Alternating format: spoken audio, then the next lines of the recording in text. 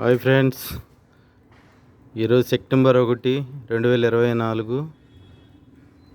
30 సంవత్సరాల క్రితం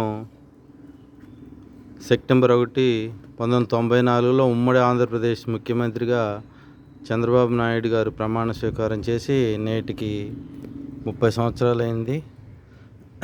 ముందుగా congratulation to you Chandrababu Naidu గారు. చంద్రబాబు నాయుడు గారు ముఖ్యమంత్రి అయితే వర్షాలు రావు, కరువులు వస్తాయని ప్రతిపక్షాలు విమర్శలు చేస్తుంటాయి.